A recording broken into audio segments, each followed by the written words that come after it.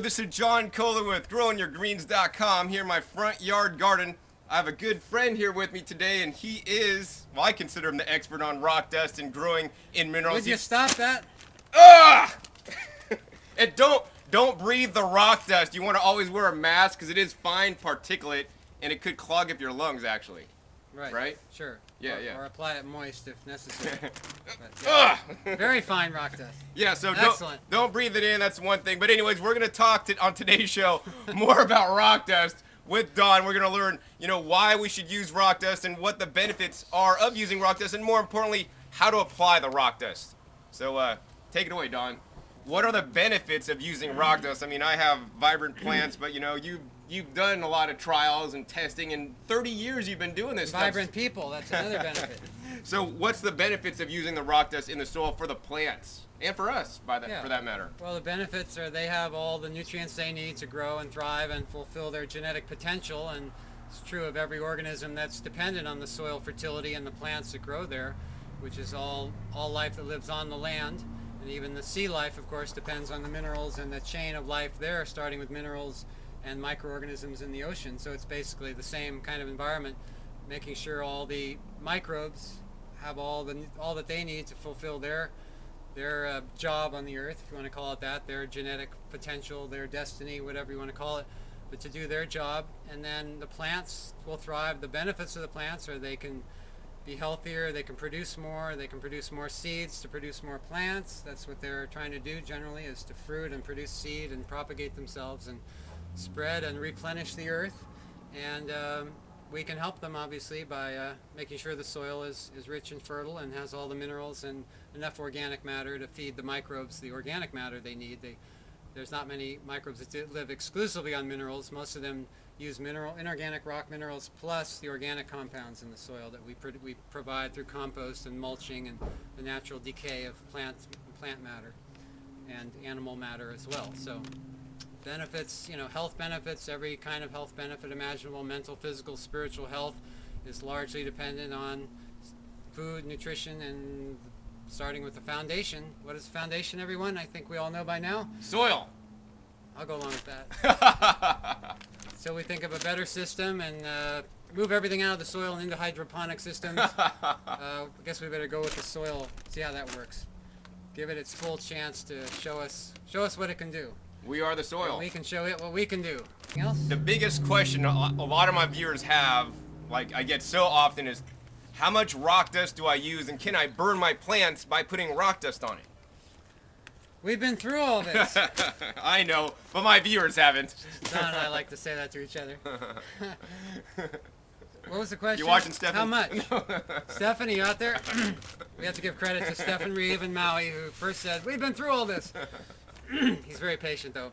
So anyway, how much? I recommend usually about a pound per square foot of soil, a pound of rock powder as an initial generous remineralization. If it's very fine, you can add less. It's quite a bit on the acreage, on the acre scale. It's like 20 tons per acre, and most farmers might see that as too much or too expensive for some, so they might want to do less.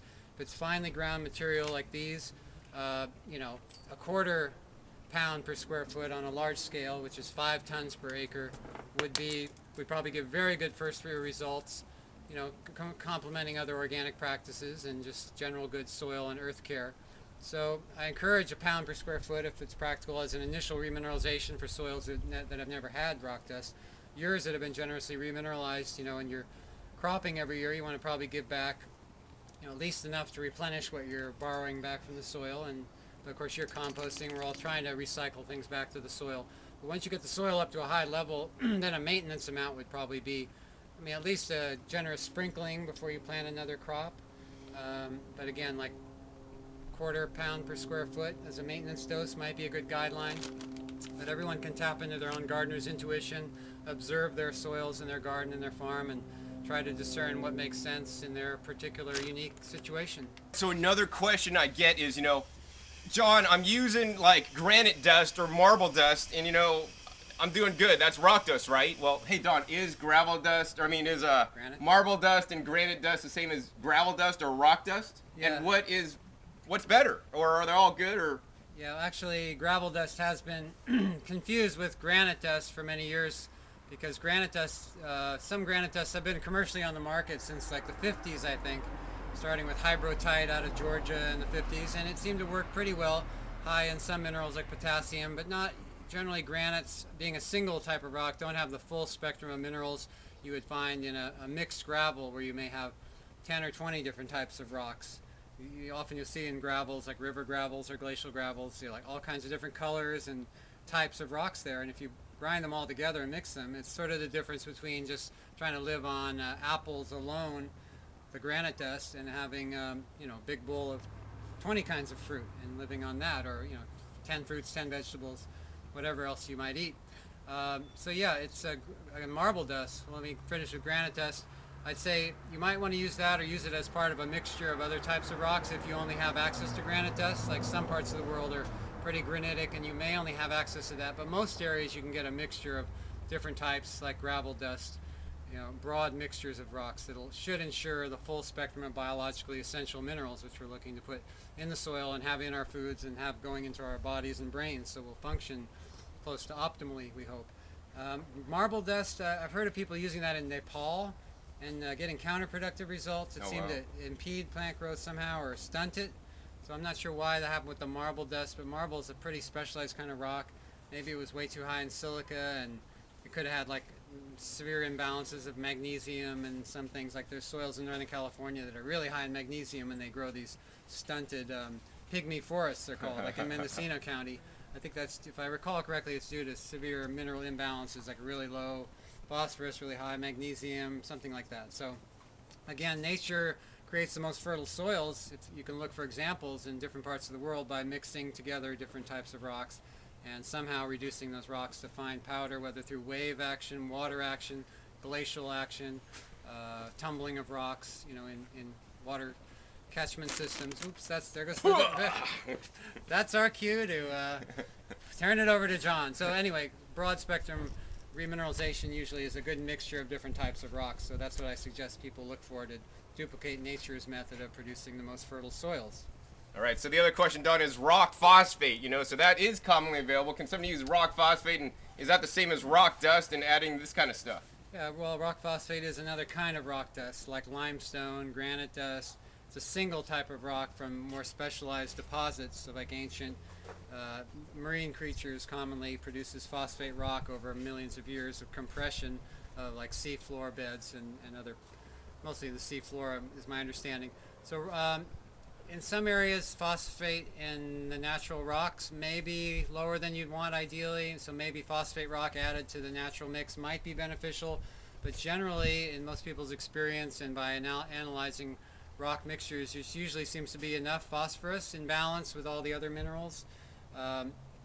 Phosphate rock has been used as kind of a forcing agent in chemical agriculture by putting it in higher amounts and acidulating it with acids like sulfuric acid first to make it more highly available. So it's more like a drug in a way that forces growth along with the chemical nitrogen and the chemical potassium. So I don't really recommend that way of agriculture if you're interested in the natural methods and trying to produce a healthy balance by providing all the minerals simultaneously. So that's like the balance we're all striving for, I think, is to get the balance of nutrients in the soil, in the foods, in ourselves, and then we can go merrily on living a balanced, healthy, productive, constructive life for everybody. All right, great, Don. So basically, I think to sum it up, and correct me if I'm wrong. Oh, I will. All right, cool. We want to just have a balance in health, a balance in nature, and a balance in our gardens. And the way to get the balance of minerals in our gardens is not by these specific, rock powders like granite dust, marble dust, or phosphates or whatever. We want to use rock dust minerals that has a nice balance of minerals, thereby just supplying the plants what it needs, what would naturally be in nature the best, right? Makes sense to me, yeah. The broad spectrum of mixed rocks rather than single types of rocks. Again, just like having too limited a diet, you want a varied diet, so you make sure you get all the nutrients from different sources in a natural balance. Different plants take up different concentrations of all the different elements and create different amounts of vitamins and amino acids and enzymes, so it's a matter of diversity and variety, and full spectrum mineralization is really the foundation of that. Yeah. All right, so full spectrum mineralization is real important. This stuff is, well, they're around $20-$30 a bag approximately, depending on where you live. I mean, actually, well, $15 to $30 a bag, depending on where you live, the shipping involved to get these guys for me. So I bought basically a truckload of this gravel dust, for, I don't know, it was like 20 bucks. And it was like a big whole bunch. I mean, it was as much as my truck would hold because it weighs heavy. Because it wasn't mostly dust. There's actually a lot of little rocks and stones. So what if people find the finest stuff that they have at their local gravel yard has some dust, but also lots of stones? Could they use that and also put that into their ground? Is that better than not using anything? Yeah, it won't do any harm. Traditionally farmers in some parts of the world have said, "Oh, stones in our field, let's get them out of there." Maybe because they're too much for cultivating easily or something. But generally, stones become soil eventually, and if they're not in your way of your cultivation, your gardening, fine to have stones in your garden. Small gravel pieces. Yeah, that's usually fine, and some soils need better drainage, so they need more stone in there to help the drainage, if it's especially clay soils. If your soil already drains really fast, maybe you don't want to put so much sand size up to gravel size stones in there, but generally if you're adding it with dust, the dust is going to help the soil become richer and able to hold moisture better and not drain so quickly like real sandy, infertile soils do. Because you're trying to build biological life in the soil. Billions and billions of microbes, bacteria, fungi, and actinomycetes, and then all the earthworms that feed on those little tinier creatures. And you want earthworms doing most of your cultivation, or unless you really love digging, which is fun, but the earthworms can do most of your digging for you after you get the soil enriched. So, let them do their job, and we can do our job, which is being wise, conscious people who see what's needed and give it. Don't be too stingy now. You may not last long. Thinking of the whole human race, but being the generous species on Earth. I often say that in my talks. It's time for us to become the conscious and generous species if we want to stay here. That's an option to not stay here, but I prefer staying and recreating paradise wherever we are. We are the soil. We are the world.